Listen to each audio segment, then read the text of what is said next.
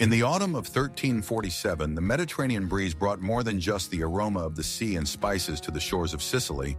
It carried death. Unassuming ships, burdened with disease, sailed into port, their hulls teeming with rats and fleas, carriers of an unseen pestilence. Soon the lively markets of the island fell silent. Laughter ceased. Entire towns withered under a relentless plague that spread through the air and by touch. People watched in disbelief as their lives unraveled before them, like a tapestry torn by invisible hands. The Black Death had arrived, a looming shadow ready to forever alter Europe's destiny. Journey with me into the dark ports of 1347, where history shifts silently. Amidst the hazy Sicilian autumn, a new chapter begins, a story of fate woven by unexpected forces. Here in the bustling docks of Messina, Genoese trade ships arrive, bringing Byzantine silks, spices, and a quiet, deadly calamity. Hidden among the cargo, swift-footed rats, covered in fur, spread unseen. Their small bodies are filled with fleas, tiny harbingers of destruction that would change Europe. The ships had barely docked when the silent threat emerged. Sailors once strong now lay with fever and covered in painful swellings under their skin, marked as the plague's first victims, struck down not by a sword, but by a flea's subtle bite. As they disembarked, greeting loved ones and villagers, they unknowingly brought devastation.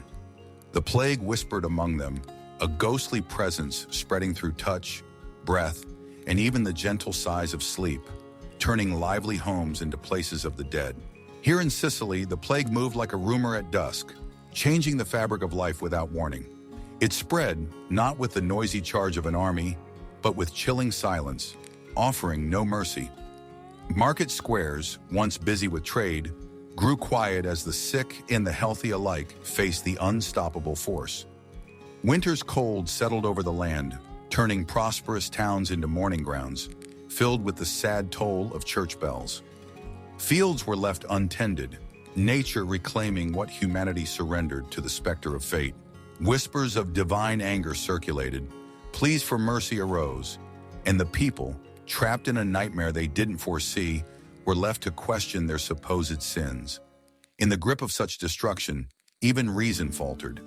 Educated and uneducated alike turned to the supernatural. Clerics preached of divine punishment. Scholars looked to the heavens for signs. Whispers of curses and plots ignited fear. Stories of witches and poison wells fueled paranoia. Each tale offering fleeting comfort, a desperate attempt to find meaning in the chaos. Yet still, daily life fell apart terribly. Familiar routines consumed by dread. The air thickened with uncertainty, and the act of waking became heavy with a sense of finality. Doors remained shut, streets empty, except for the shadows of loss. Life's rituals crumbled. Weddings, feasts, and church gatherings became risks too great to take, their joyful noise replaced by an ominous silence. Marketplaces, once vibrant, now bore witness to fear's rule. Inside homes, isolation became a shield, though a weak one, against the plague's relentless advance. Born out of desperation, countermeasures appeared, a mix of efforts, both significant and useless. People walked around wearing perfume, believing scents could protect them from corruption. Doctors bled and purged patients, holding on to outdated medical theories, while communities strictly enforced quarantines. Fear inspired flagellants and somber processions, offering themselves for atonement. Meanwhile, the true spreaders of chaos, rats and fleas, moved around unnoticed. These pests, hidden within the urban landscape, represented the silent threat. Rats sneaked onto ships, bringing them into towns where they mingled unseen with people. Fleas jumped, transferring their deadly cargo to human hosts, turning simple bites into dark harbingers of death. The unaware dance between flea, rat, and human unfolded, a ballet of destruction unseen by medieval eyes. Death, cold and impartial, knew no social barriers. It infiltrated the luxurious halls of the nobility and the poor homes of the peasants alike. In banquet halls, the feasts of the nobility grew dim with fear, titles offering no refuge from the plague's widespread reach. Peasants found no comfort in their sparse living spaces. Fate's hand blurred the line between caregiver and future victim, enforcing equality through shared suffering. As towns fell, a clear stillness settled. Deserted streets lay silent. Once lively squares were now places of memory. The sharp smell of decay lingered, echoing absence more strongly than sound itself. The wind carried whispers through empty buildings, sealing towns in a ghostly quiet. A lament for what was lost, a mournful song for a dissolved community. In the quiet voids, the constant burden of loss was etched into the landscape, a monument of mourning to vanished vitality. From this silence, some sought knowledge, a guiding light against the approaching emptiness. Surviving monks and scholars, keepers of fading wisdom, tried to record the chaos in old books, bridging the gap between despair and understanding. Though sometimes struggling, caught between the possibility of hope and resignation, the search for understanding continued, a resistance against the overwhelming tide. As the plague's hold weakened, the aftermath revealed not just ruins, but a glimmer of rebirth. The survivors, though shrouded in the lingering shadow of grief, planted seeds of resilience. Society cautiously stepped back, laying the foundation for a future no longer burdened by history's harshest lessons. The darkness gave way to a careful awakening. Life, redefined by loss, shone with potential. With death's grim lessons learned, exploration and innovation flourished. Europe took tentative steps toward the dawn of the Renaissance, shaping a new chapter from the ruins of an old world. In medieval Europe, urban centers became accidental arenas for disaster. The Black Death found its perfect match in these crowded, busy environments where people lived practically on top of each other. In narrow alleys and vibrant markets, merchants sold their goods, unaware they were facilitating a swift and deadly spread. Homes were packed with families, personal space a distant luxury, and hygiene, at least by today's standards, was shockingly poor. This chaotic scene of medieval city life, filled with the smells of livestock and smoke, and the all-too-familiar scent of unwashed bodies, became a breeding ground for rats and fleas, carriers of the terrible disease. Residents walked around, unaware that death hung invisibly in the air they breathed. As the city awoke each day, life continued in its usual patterns. Yet beneath its familiar rhythm lay imminent danger. Citizens crowded into workplaces and marketplaces, oblivious to the unseen agent of their doom. Ignorant of germs, people invented theories of poison, celestial curses, and angry gods. When death tolls rose dramatically, fear led to desperate, often strange attempts to stop the spread. The constant activity of daily life, once vibrant with human presence, quieted to near silence as neighborhoods succumbed to the plague's relentless advance, creating a stark and chilling emptiness. Medieval cities, their infrastructures already strained by population pressures, had no answers for the flood of illness. Open sewers overflowed in the streets, piles of diseased waste accumulating.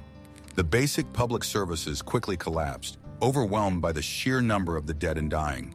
Tradesmen, essential to city life, were either claimed by disease or fled in fear, their vital roles unfilled, allowing chaos to fester. Large areas used by tanners and butchers left carcasses that attracted more pests, sealing the city's fate as the plague's horrifying playground. Social order fell apart as quickly as the physical structures. Rich and poor faced the same grim future as streets changed from lively centers of commerce to haunting, deserted areas. With law enforcement weakened by disease and officials fleeing, crime went unchecked. Opportunists took advantage of the chaos, their actions encouraged by the scarce presence of guards whose patrols were now memories of a more orderly time. Fear unraveled the bonds of communal trust. Acts driven by survival led to betrayal of neighbors. No longer bound by morality or custom, scapegoats were created, caught in conspiracies born from the shadows of fear, showing how much all sense of community and order had been eroded. Even the well-intentioned guardians of health and morality, doctors and clergy, were powerless. Physicians, lacking effective treatments against an unstoppable enemy, found themselves sidelined as their efforts often led to self-infection. Some fled in a futile hope of avoiding doom, leaving behind a sparse group of folk healers who treated what wounds they could with homemade remedies and hopeful charms.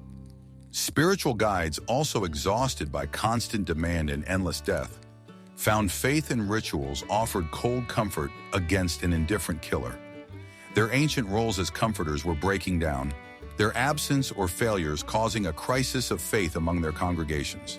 The social rituals once central to community life, weddings, feasts, funerals, and celebrations, withered under the plague's suffocating grip. Sound and joy, once common at public gatherings, were muted by fear. Even joyful celebrations turned somber or disappeared entirely. Community ceremonies where alliances were formed over tables filled with food stopped, leaving empty spaces in social calendars and isolating individuals in shared silence. Civil interaction decreased as being close to others meant danger, so that shared meals or simple visits seemed too great a risk, filled with suspicion and dread. Economically, the medieval trade system ground to a halt as merchants died or cautiously stayed home, and ports, resembling ghostly harbors, closed due to quarantine threats. The efficient networks of trade and craftsmanship weakened, their artisans and apprentices succumbing without replacements, transforming previously busy marketplaces into eerie echoes. The declining economic activities forced survivors into new negotiations, giving laborers leverage as employers urgently needed to fill critical vacancies, a shift as surprising as it was inevitable. Throughout all this turmoil, a collapse of the rigid social hierarchy occurred. Nobles, skilled traders, and ordinary citizens alike experienced the leveling effects of a disease that ignored status or wealth. Those who survived recognized a weakening feudal order and began to redefine expectations, expanding class boundaries created by desperate innovation. Little by little, these new ambitions rewove the fabric of society, a process unnoticed amidst the immediate tragedy, yet relentless in its progress. Paradoxically, as cultural mainstays disappeared, art, theater, music, the seeds of something new emerged from their ruins. The decayed norms gave way to creative innovation, reflected in unusual collective acts designed to replace connectivity. In the wake of decay, the determined pulse of the human spirit persisted. Cities, once devastated, became symbols of resilience, new ways of interpreting life and community structure sprouting from the destruction, a phoenix-like rebirth amidst the ashes of devastation, defying the plague's claim over history's narrative. The Black Death swept across Europe, leaving behind a grim toll no one had imagined. Towns that once buzzed with life stood silent, their streets empty, society unrecognizable. Historians estimate that between 30 and 60% of Europe's population died, with some regions experiencing shocking mortality rates of up to 80%. Entire villages vanished, their inhabitants erased not only from maps, but from living memory itself. The numbers, no matter how huge, failed to convey the profound human cost. Local chroniclers struggled to document the overwhelming scale, their records buckling under the sheer volume of death. Across the continent, deserted fields and crumbling buildings served as silent testimony to lives once vibrant and connected to the land. The impact of the plague was felt far and wide. No longer pulsing with life, the economic heart of medieval Europe, the village, found itself disrupted. Fewer hands worked the soil, fewer voices filled the air. The result was a void where there had been productivity, threatening food shortages, and the very stability of society. In these bleak times, the wealth of a nation, rooted in its people's labor and presence, was hollowed out. The demographic collapse set in motion changes that transformed social and economic practices, echoing through generations. Communities that once flourished became ghostly evidence of nature's relentless power. Abandoned homes grew worn under the weight of neglect, and the nobility returned to empty estates, their status diminished by absence and loss. Yet the cities fared no better. As bustling centers of medieval life, their transformation into pathways for death was both swift and horrifying. Narrow streets became channels for the pestilence, claiming rich and poor, young and old alike. Social structures crumbled, physical decay mirrored by social chaos. With leaders falling to disease and markets withering, the vibrant tapestry of city life unraveled. Fear fracturing bonds of kinship and friendship, breaking connections left and right. Archaeological records today tell stories of disruption, hinting at the abrupt disruption followed by a long, difficult recovery. But it was not merely physical spaces that the plague left barren. It left a world redefined by absence, Homes stood empty, and survivors faced a life without familiar faces. Taverns echoed with memories. Churches held fewer voices in prayer, and funerals gave way to a silence that seeped into community gatherings. For those who remained, the absence demanded meaning in a senseless world. Some turned to visions of divine punishment, seeing the plague as a test of faith or a punishment for collective wrongdoings. Religious extremists appeared, seeking different paths or giving in to new superstitions. In search of comfort, communities had to adapt quickly.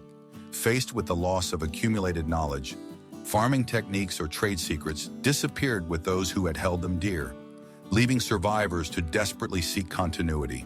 The transformation was cultural as well as practical, with mourning becoming more internal, questioning the continuity of life. Fear also became a companion, intertwining silence with streets once alive with sound. The disease seemed to strike randomly, turning vibrant public spaces into areas of tension and mistrust. This fear grew noticeably, shaping interactions, pushing survivors into their homes. Psychological isolation set in as once welcoming communities grew wary of strangers. Every cough, each passerby a potential threat. The resulting paranoia shaped new group identities where solidarity and survival redefined concepts of belonging and community. The stench of death marched alongside the disease, merging with the very air. Cities became congested with the dead, carts lumbering through streets saturated with decay. Fragrant herbs and aromatic oils were burned in desperate attempts to mask the odor, but it proved as stubborn as the disease itself. The haunting smell perpetuated a constant reminder of mortality's relentless grip. Scholars would later describe cities characterized by their smell, carrying tales of collective decay embedded in the aroma. The living struggled with the practicalities as the dead continued to accumulate. Cities groaned under the numbers. Graveyards overflowed, and mass graves swallowed hundreds at a time. It became not just a physical challenge, but an emotional war. Every mass burial, a reminder of the limits of human institutions. The ongoing aftermath forced society's hand, forever reshaping institutions in the shadow of unimaginable mortality. Finally, the Black Death marched relentlessly, sweeping over borders and crossing mountains. Ships, merchants, and roads all unintentionally spread the plague's reach, uncontrolled and unstoppable. People's responses ranged from useless desperation to adaptation, finding new unity amidst chaos, as survivors sought to cleanse and protect their communities by any means. Even in destruction, hope stayed alive, a thread woven through the despair, illuminating paths to future resilience and renewal. Amidst these early struggles lay the seeds for change. As the flames of the Black Death dimmed, the memories endured, leaving an indelible mark on Europe's history. Ancient structures reeled under the strain. But from the ruins, new ideas emerged.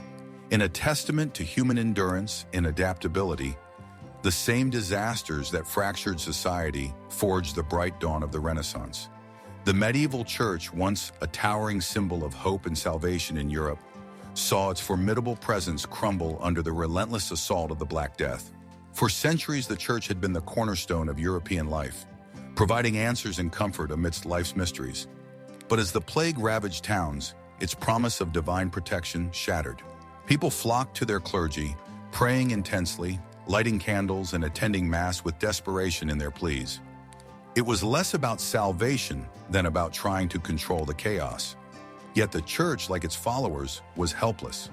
Clergymen died as quickly as their congregations, and entire monastic communities vanished, casting doubt on the very foundation of their faith. With its authority eroding, the church faced an existential crisis. Without answers for God's wrathful silence, people turned to alternative explanations, disrupting the religious and social fabric of medieval Europe. A peculiar phenomenon, the rise of the flagellants, took hold amidst this spiritual void. Groups of penitents marched through towns, publicly whipping themselves, hoping to imitate Christ's suffering and earn divine mercy. Their gruesome processions, both mesmerizing and grim, attracted crowds desperate for salvation. The church, however, saw them as a challenge to its authority, dismissing their rituals as bordering on heresy. Yet the flagellants' popularity revealed cracks in the church's power, signaling a shift towards personal devotion over hierarchical structure. As these popular movements grew, the church used its powerful inquisitorial forces to suppress dissent and regain control. Mistrust and fear gave rise to countless whispers of heresy, each offering alternative explanations for the plague. Was it divine punishment, an apocalyptic sign, or the devil's work? These questions buzzed through villages, sowing seeds of rebellion. Inquisitors, with grim efficiency, targeted these gatherings, suppressing deviations from accepted doctrine. Public burnings and forced confessions served as stark reminders of the church's desperation to suppress doubts that sprouted like weeds across Europe. In a world descending into chaos, communities sought scapegoats. Witch hunts erupted with terrifying speed, targeting women on the fringes of society, healers, midwives, as agents of evil. Accusations spread like wildfire, and society inflicted its fears upon these victims through brutal trials and executions. It was a distressing echo of the flagellant fervor, a misguided catharsis seeking to impose order on disorder. Meanwhile, Jewish communities also faced brutal persecution, scapegoated as alleged orchestrators of the plague. Rumors accused them of poisoning wells and making pacts with the devil. And in the resulting frenzy, entire villages were massacred or expelled. The church's muted response highlighted its declining influence, unable to quell the most base instincts of its followers. This breakdown of authority seeped into religious practices, weakening rituals and traditions, with clergy dying as quickly as lay people. Sacramental rites were neglected, replaced by hasty burials in mass graves. Lay people took on roles they never imagined. Funerals changed into ceremonies with pagan influences, unsettling church officials, but responding naturally to spiritual needs. This informal mixing of beliefs fractured the church's foundational structure as faith adapted to survival. Amidst this decay, the miasma theory emerged, personifying the plague as foul air. The odor from the disease, sickly sweet and suffocating, seemed to confirm divine wrath. Yet this fear of miasma inadvertently fostered basic public health measures like avoiding tainted meats and purifying air with herbs. It was a small, unexpected turn toward logic over dogma. Though slow to act, the church eventually played a practical role, adopting basic quarantine measures. Driven by a desire to protect sacred spaces from contamination, they imposed restrictions on gatherings. These measures, paradoxically, created a link between religious concern and practical survival, ensuring communities endured amidst a siege of pestilence. Survival, however, ignited an evolution in faith and creativity. New sacred works emerged from the devastation, reflecting the delicate duality of life and death. Artists and poets interpreted divine themes within human suffering, creating music and art that deeply resonated with a grief-stricken society. These works, bridging the divine and human experience, allowed communities to process loss and find solace in tragedy. Altarpieces, sculptures, and devotional art flourished, symbolizing a newfound connection between earthly reality and spiritual aspiration. The Pope's secular authority faced challenges beyond the borders of Christendom. Besieged by social disorder, Pope Clement VI and others struggled to maintain stability and prevent the Church's impending disintegration. Messages urged clergy to minister to the suffering, while papal decrees increasingly focused on secular matters. Properties were sold, tithes requested with increasing urgency as the papal court maneuvered to maintain power and legitimacy. Even as the plague subsided, the Church bore the scars of its shattered authority. While the institutional structure endured, its spiritual core was irrevocably altered. Pilgrims no longer journeyed for divine stories with the same fervor. And authority, once firmly seated within the Church's domain, subtly shifted. Instead of dogma, a wisdom gained through hardship began to emerge, pushing the Church towards an uncertain future, forever marked by its failure to withstand the cataclysm of the Black Death. The Black Death, an indiscriminate killer, left Europe reeling in its aftermath, tearing through towns and fields, leaving them eerily silent. Once vibrant communities stood like ghosts, abandoned, their bustling life reduced to whispers of the past. Amidst the chilling desolation, a realization dawned. There was a severe shortage of that most fundamental resource, human life. Unlike the nobles or the clergy, Protected by the remnants of their wealth and influence, the common peasant emerged with a newfound power. With the scarcity of labor making peasants essential for survival, the balance of power began to shift. Peasants previously tied to the land and their lords found themselves in a rare position of leverage. They could now demand better wages, improved conditions, and even the freedom to choose where they worked. The very idea of a free peasant, once as mythical as dragons or magic, began to unravel the feudal system of obligation that had governed for generations. Communities, now desperate for workers to cultivate their fields and revitalize their towns, found themselves seeking laborers, reversing the traditional class dynamics. The economic shift was not just in money, but fundamental, laying early groundwork for a growing class consciousness among the working poor. Serfdom, a system that bound peasants to their lords as tightly as the vines that choked ancient castles, began to crumble. The plague's devastation left estates and manors without direction, weakening the rigid hierarchies. Seizing the opportunity, many serfs fled in search of freer lives in the growing towns and cities, where anonymity and opportunity lay around every corner. The new paths to freedom were not without conflict. Landowners fought back with harsh tactics, trying to enforce old laws, binding serfs to their former tasks and wages. However, enforcement faltered as communities disappeared, swallowed by time and the countryside.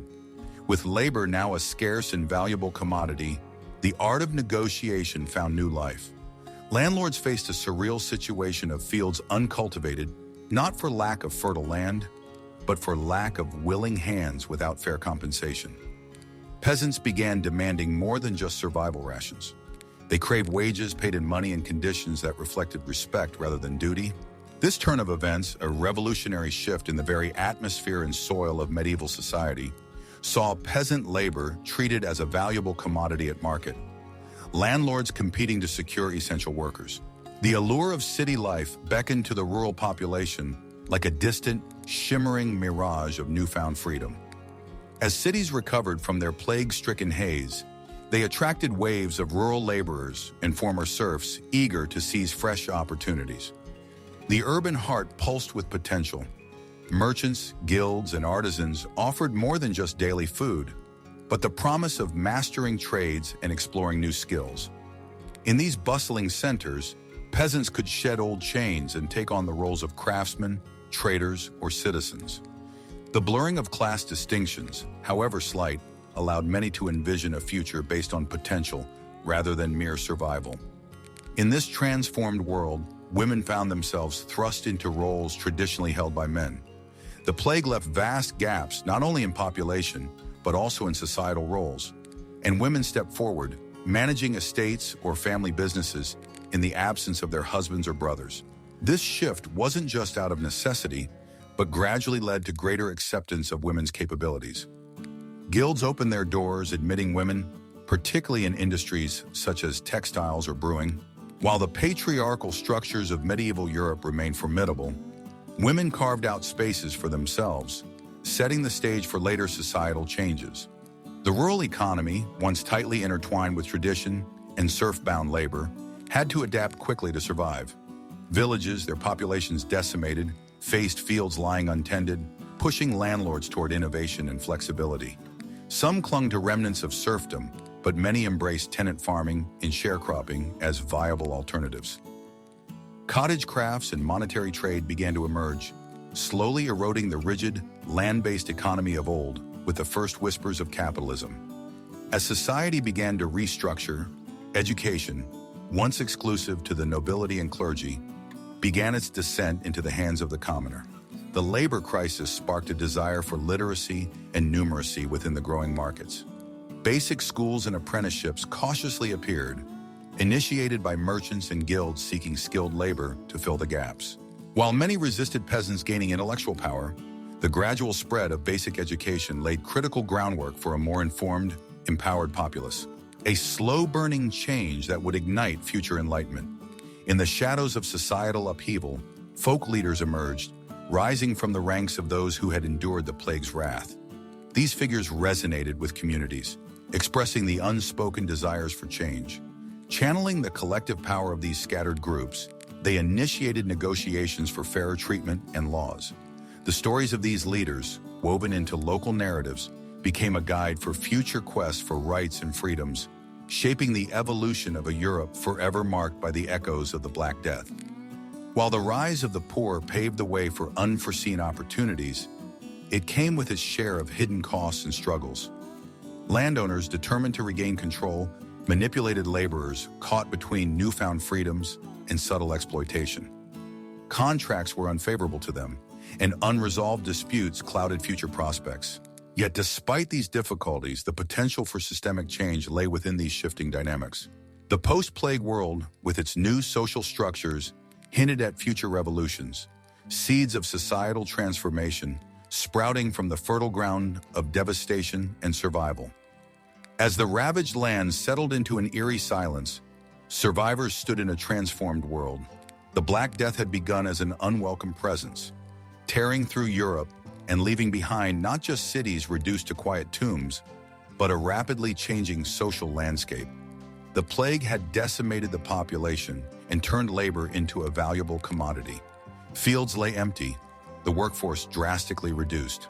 Those who survived found themselves unexpectedly valuable, able to voice demands that had until then been whispers carried away by the wind.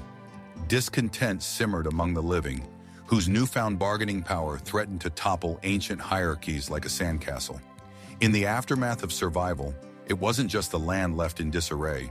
Society itself found its foundation shaken. The old order, so long dominated by the strong grip of feudal lords, began to crack as the remaining peasants grasped the weight of their newfound power. A power to demand change, however tentatively. The air was thick with potential. Those who worked the land sensed opportunities they hadn't dared to dream of before. The plague had planted the seeds of revolt, their roots burrowing through the foundations of a society unwilling, yet unprepared, to face this rising tide. In England, the year 1381 marked a peak, the peasants' revolt. Villages once stifled by despair now pulsed with defiance, led by figures like Wat Tyler. In anger over oppressive taxes and a rigid system boiled over. This was more than economic desperation. It was a raw, unwavering cry for justice. The statute of laborers attempted to restrain the rising class by freezing wages, igniting fury instead.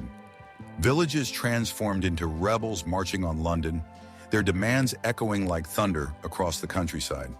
Though the revolt was crushed and its leaders brutally silenced, the sheer boldness of the attempt left a mark on England's troubled conscience. Across the Channel, France faced its own reckoning. In 1358, the Jacquerie erupted as peasants, worn down by war and taxed to ruin, turned against a disconnected nobility. The rebellion, a spontaneous outburst rather than a planned strategy, tore through the French countryside, stripping away the facade of obedience long covering rural life.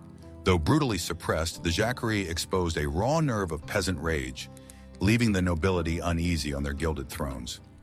These revolts, though quickly put down, revealed a shared desperation and a determination for dignity, simple needs carved from the harsh reality of medieval life. Beyond France and England, the whispers of rebellion echoed in other lands, vibrating through the tense landscape of Europe.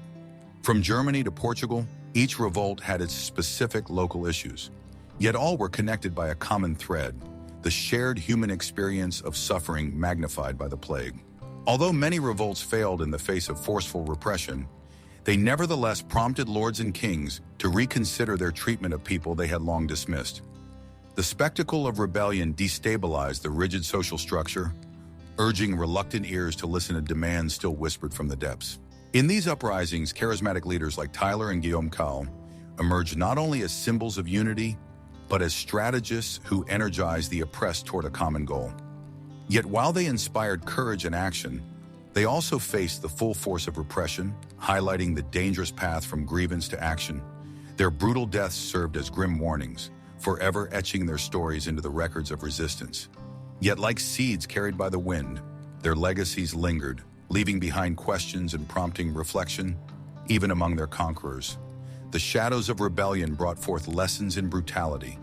Armies unleashed on their own people, reaping iron and blood, silencing villages with savage efficiency. Leaders faced gruesome ends to deter further dissent, Yet even as terror reigned, the spirit of rebellion simmered, mixing into legends told in hushed tones over drinks. The cultural memory absorbed the very events meant to erase it, preparing the ground for future unrest, where reform could take root over time. Communities constrained by feudal oversight and limited literacy still found ways to share aspirations and coordinate through whispers, ballads, and secret gatherings in inns and churches.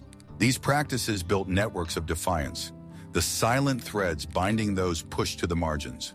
The iron fist of oppression may have contained the flames for a time, but it could not extinguish the embers. Women, too, played vital roles, moving beneath the radar of recorded history. Despite the patriarchal blind spots, they organized, informed, and fueled the fires of change. Although their contributions went largely unrecorded, they formed the silent connections holding the fabric of rebellion together. These unsung heroines ensured that the legacy of uprising was not just a chapter of masculine defiance, but a shared human endeavor. With the social order disrupted, economic shifts began to unfold. Peasants and serfs, once bound to the land, began navigating paths to economic freedom amidst a changing world. The persistent damage of the plague left feudalism weakened, gradually giving way to more fluid means of class, wealth, and mobility. Calls for autonomy resounded. A conversation that began in whispers, now promising a new dawn, where stories of survival gave birth to dreams of dignity. As the saga of revolt concludes, one thing remains clear. The language of rebellion, born in the crucible of calamity, extends beyond the mortality that threatened to silence it. It carries with it a testament to the unconquerable will to rise, to speak, to reclaim. So as the sun sets below ancient fortifications and history turns another page, let us reflect upon this tale. Tales of peasants who dared not only to dream of change, but to demand it. If these stories moved you in any way, don't let them fade away as tales of old. Give us a like, subscribe, and stay with Medieval Grime. We have many more stories to share, a little irreverent, always insightful. Until next time, by the fire. Next, the Black Death's grim embrace left vast areas of land empty, as heirs vanished alongside their noble relatives.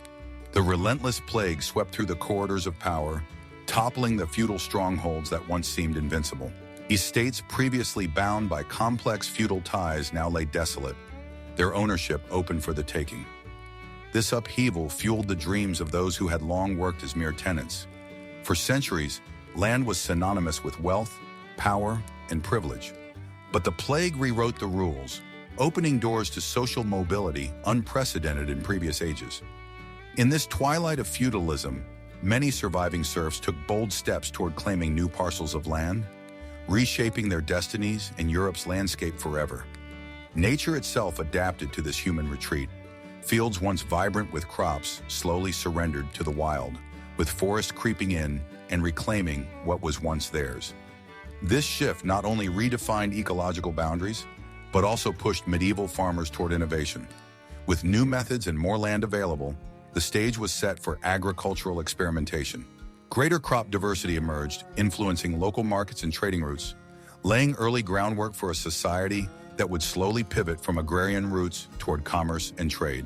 Amidst this transformation, the once mighty monasteries, centers of learning and spiritual refuge, felt the plague's harsh impact. Monastic communities dwindled, their echoing halls now empty of the solemn chants that had marked the rhythm of daily life.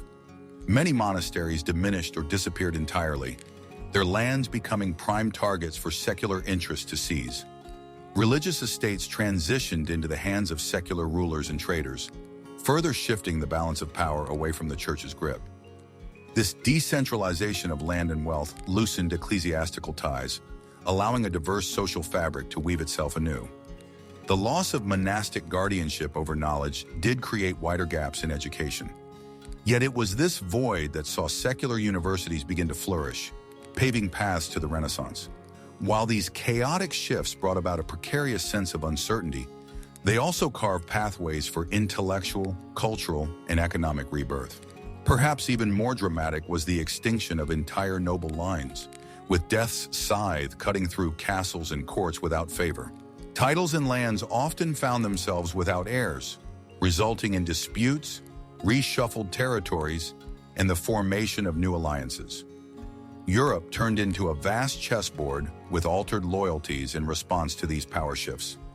Amidst this disintegration of dynasties, vibrant new families emerged, eager to seize the opportunity for influence, a fluidity that weakened the old feudal bonds and saw central monarchies tilt the scales in their favor. As societal hierarchies wavered, new social classes began to emerge, particularly within bustling urban centers where trade was revitalized with renewed vigor. Artisans and merchants found their skills in demand, fueled by a spirit of entrepreneurship and innovation. The middle class grew, their voices becoming bolder, sparking movements for greater civic liberties and political representation. Such shifts in wealth and influence created a climate that valued individuality, paving the way for societal structures that prioritized personal merit over noble status. While nature cradled its reclaiming forests, cities experienced rebirth. Reduced populations became a crucible for new life and energy. Towns absorbed the hope of rural migrants seeking fresh starts, echoing with the clang of hammers and the whispers of reborn markets. This urban migration not only healed the scars of loss, but strengthened cities as hubs of innovation and cultural exchange. Yet these shifts planted the seeds of future conflict. The fluid redistribution of wealth and land ownership sparked conflicts among rival factions, highlighting the turbulent roots of future European power struggles. The absence of legal frameworks to govern this sudden flux resulted in power clashes, while the growing middle classes began to demand roles in shaping societal policies aligned with their newly claimed interests. Trading routes stretched out from these bustling centers, laying a nascent foundation for the colonial endeavors to come. As early banking systems emerged alongside increased global trade, the tapestry of local economies was interwoven with a burgeoning capitalist ethos. Craft guilds adapted old rules to new possibilities, marking the rise of a proto-industrial social order. In the wake of this reshaped map, Europe stood on the threshold of economic transformation.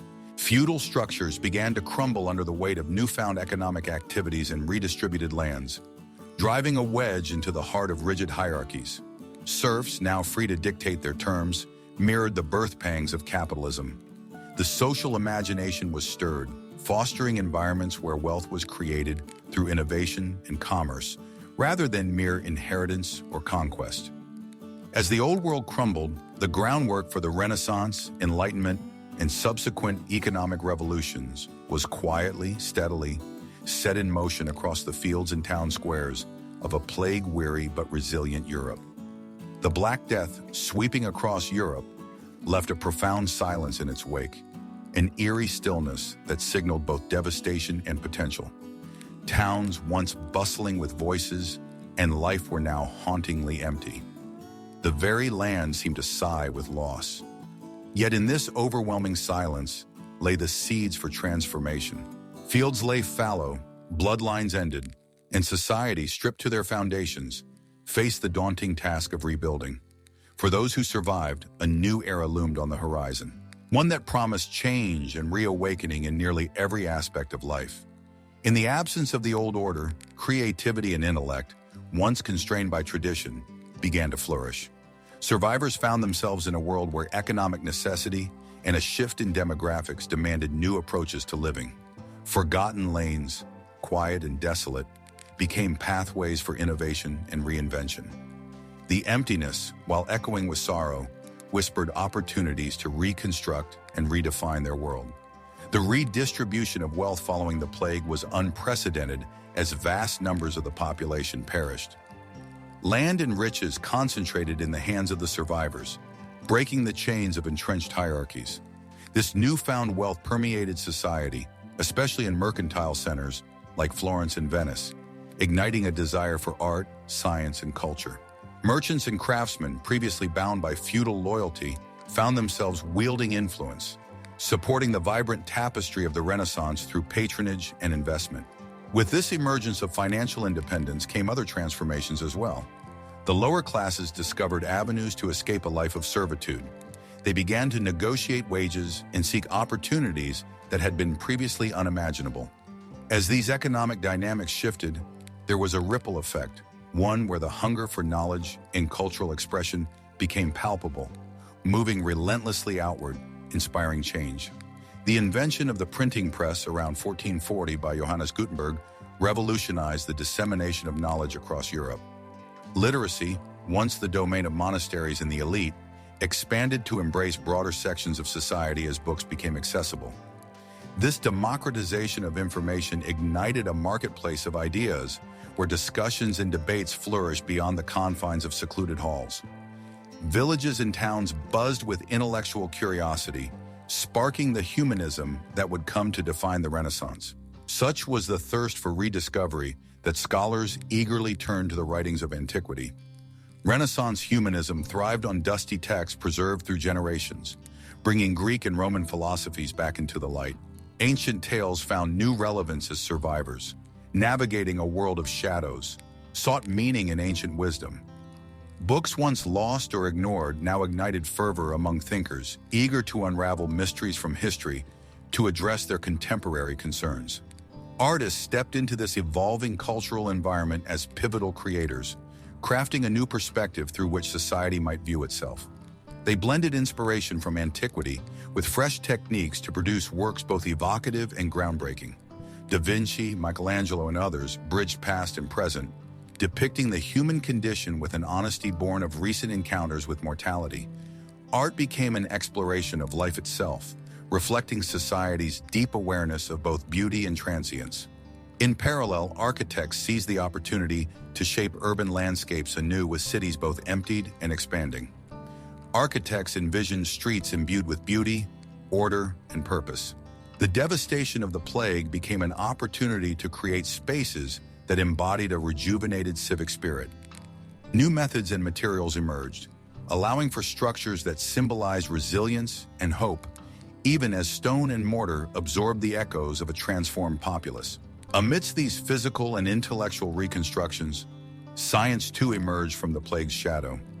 The apocalyptic crisis exposed the failings of medieval medicine, prompting scholars to seek more grounded understandings of the body. With taboos set aside, dissection of cadavers became more widespread, moving medicine from the realm of superstition toward empirical study. The anatomical insights gained laid the groundwork for medical revolutions, marking the beginning of a shift towards scientific inquiry and discovery. As power and influence rebounded, political landscapes reshaped themselves. Traditional hierarchies crumbled, replaced by a mosaic of regional autonomy and negotiation. Monarchs and city-states found themselves adapting, dealing with merchants and artisans who now held power of their own. Florence, in particular, blossomed as a center of wealth and creativity, driven by a fresh sense of civic pride and a more distributed power structure. This evolution paved the way for political and artistic revolutions, fueling a dynamic societal framework. In questioning old principles, philosophers like Giovanni Pico della Mirandola opened new avenues of thought, challenging the very nature of fate and divinity. The aftermath of catastrophe incited Europeans to explore human potential from new angles, redirecting their focus from predetermined destinies to the empowerment of choice and agency. This philosophical shift accompanied growing skepticism and laid the groundwork for the intellectual and scientific breakthroughs that followed. The aftermath of the Black Death offers a powerful testament to the resilience of the human spirit and society. From the desolation left in the plague's wake arose a vibrant renaissance, an era of unprecedented creativity and reawakening. As old certainties fell, a new world emerged with an invigorated thirst for discovery. The Renaissance, born from despair, remains a profound reminder of the enduring capacity for renewal and transformation, echoing throughout history with lessons of human potential and ingenuity. The Black Death carved a deep scar into the soul of Europe, a scar that artists could not help but reflect in their work. This overwhelming fear of death permeated their creations, turning art into a medium for exploring mortality's ever-present presence. The plague did not simply take lives, it transformed how life and its inevitable end were viewed. Artists mirrored this shift, portraying life as haunted by the specter of death. Their canvases and sculptures were dark, introspective reflections, brimming with an eerie yet striking reminder of mortality. Out of this reflection emerged the dance macabre, or dance of death, a powerful symbol of the era's existential grappling. This artistic phenomenon depicted a diverse assembly: kings, peasants, clerics, and soldiers, all entwined in a grim waltz with death itself. These chilling scenes conveyed a unified message. Death's grip was impartial, sparing no one, regardless of status. Whether on murals in manuscripts or performed as plays, the dance macabre did more than entertain. It instructed the living to lead virtuous lives as death was always ready to call. The images of skeletal figures garnered as much attention for their whimsical eeriness as for their stark reminder of life's impermanence. In tandem with the dance macabre, memento mori arose, whispering to each individual a sobering truth. Remember, you must die. Skulls, hourglasses, and wilting flowers became common symbols in art, marking the transient nature of life. These reminders were more than grim. They encouraged living life fully yet thoughtfully. It was an era where art prompted individuals to constantly contemplate existence and the afterlife. As these symbols of memento mori spread, they resonated profoundly, influencing how individuals approached each day, leaving an indelible imprint on the collective consciousness of Europe. Literature, too, took on a bleaker tone as writers channeled the darkness they had witnessed into their works. Gone were the gallant tales of chivalry and romance, replaced by stories laced with cynicism and loss. Giovanni Boccaccio's The Decameron stands as a testament to this shift, blending the horror of the plague with humor and insight. Such narratives delved into human resilience, revealing the absurd dance between life and relentless death. Writers became both jesters and judges, questioning societal norms and contemplating humanity's role in an unpredictable cosmos. Simultaneously, visual art embraced the grotesque, with skeletons haunting scenes with unsettling frequency. These skeletal figures were more than visual specters. They embodied the blurred line between life and death, going beyond mere terror to become conversational partners with the living. They challenged the living to reflect on mortality's ever-present shadow. With their bony frames, these figures were storytellers without voices, inviting viewers into a dialogue about life's fleeting moments and moral implications. This evolution in art revealed how society grappled with its fears, attempting to bridge the gap between the tangible and the transcendent. As the church struggled for authority in a post-plague world, artistic expressions of faith took on richer complexities. Religious art became a new arena for confronting doubt, fear, and divine questioning. Saints bore more human emotions as artists sought to connect divine narratives with earthly realities. This nuanced portrayal resonated through gripping frescoes and solemn altarpieces, reflecting the broader struggle to reconcile faith with the staggering toll of the plague. Mortuary art also evolved under the shadow of the Black Death. Once serene, tomb sculptures transformed, becoming grim cadaver effigies that portrayed death's inescapable reach. This stark visual representation was not an embrace of morbidity, but a contemplation of life's fragile brevity. These artworks urged society to confront death's equalizing power, serving as poignant reminders of humanity's earthly journey, blending the societal reflections of life and decay into art's enduring narrative. Architecture emerged with its own story to tell in this aftermath.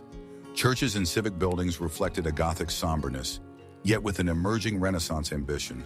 These structures symbolized endurance through stone and spire, offering silent testimony to survival, echoing through time with enduring whispers of collective grief. They told stories of mourning, but also of hope, aspiring skyward as reminders of humanity's resilience in a changed world. Despite it all, the Black Death's shadow ignited a paradoxical obsession with luxury amidst decay. Society's newfound fascination with wealth manifested in extravagant textiles and opulent ceremonies, objects standing in sharp contrast to the grim realities of the time. These luxurious displays were more than vanity. They were assertions of identity and survival against uncertainty, transforming society's grief into an affirming dance with mortality. Through the art born in the wake of the plague, the era bears timeless witness to life's fragile dance with death. Art became the silent guardian of a period overwhelmed by loss, yet energized by the will to understand life's fragile nature. These creative reflections transcend time, exploring existential puzzles born from the plague's devastation, each stroke of the brush, every chisel upon stone, capturing the eternal dialogue of fear, hope, and the enduring spirit of humanity. The Black Death dealt a devastating blow to the structure of feudalism that had been Europe's foundation for centuries. Before the plague, life was governed by rigid social hierarchies. Lords controlled the land while peasants worked it, tied to their roles. But as the plague swept through the continent, it decimated entire communities, leaving land abandoned and laborers scarce and essential. Landlords faced an unforeseen challenge: adapt their terms to keep workers or watch their estates collapse. The surviving serfs, realizing their newfound leverage, began to demand wages and better conditions, signaling the inevitable crumbling of the long-standing feudal system. This transformation was neither quick nor complete, spanning decades. Still, the forces unleashed by the Black Death changed Europe irreversibly. Some nobles clung to old traditions, but others adapted, offering land and freedom to attract workers. This shift planted early seeds of capitalism as new markets emerged and trade opportunities grew. Economic power slowly shifted away from landowning nobility, paving the way for wealth generation through trade and industry, a revolutionary shift heralding the end of the feudal era and the birth of something new. With feudalism's slow decline, cities like Florence, Venice, and Paris experienced a renaissance, reshaping Europe's political and cultural landscape. Many fled rural areas for urban centers, seeking stability amidst chaos, fueling growth in these cities. Merchants, artisans, and scholars, once on the fringes, found themselves at the heart of urban governance and economies, transforming cities into dynamic hubs of commerce and innovation. This urban revival not only boosted economic prosperity, but also overturned medieval power dynamics. In these city-states, new ideas took root and the stirrings of the Renaissance blossomed. People from diverse backgrounds mingled, exchanging ideas that catalyzed innovation in art, science, and politics. City-states refined systems of banking, governance, and education, becoming beacons of modernity. As their influence spread, they set the stage for the Renaissance's cultural and intellectual flourishing, which would propel Europe into the modern age. The plague also exposed the failings of medieval medicine and questioned religious explanations for disease. Desperation spurred an early scientific awakening. Scholars and physicians, driven by necessity, began to question traditional beliefs, laying the foundation for an era of exploration and experimentation. In universities, scholars rediscovered ancient texts, sparking a renaissance in medical science and growing skepticism toward old doctrines. This thirst for knowledge transformed Europe's understanding of the world. Observation replaced superstition as the basis of knowledge. New tools and methods emerged, offering systematic insights into nature. The plague's terror ironically catalyzed an era-shaping transformation in thought, seeding scientific inquiry that would eventually ignite the Enlightenment's flame. In the plague's aftermath, Europe's trade routes evolved, reshaping economic practices and connecting territories like never before. The depopulation disrupted supply chains, but also created new opportunities. Merchants exploited market gaps, pioneering new routes and networks beyond traditional confines. As Europe recovered, trade boomed, exchanging diverse goods like metals, textiles, spices, and silk, setting the stage for the age of exploration. This interconnected trade fostered cultural exchanges, spreading ideas, technologies, and practices. Advances in navigation, cartography, and seafaring emerged, paving paths for explorers like Columbus. This burgeoning exploration opened global exchanges, reshaping societies on both sides of the Atlantic, fundamentally altering Europe's economic and cultural fabric. Artists grappling with the plague's devastation transformed how life and death were portrayed. Skeletal figures and macabre motifs, reflecting shared trauma in stark realities, infused art.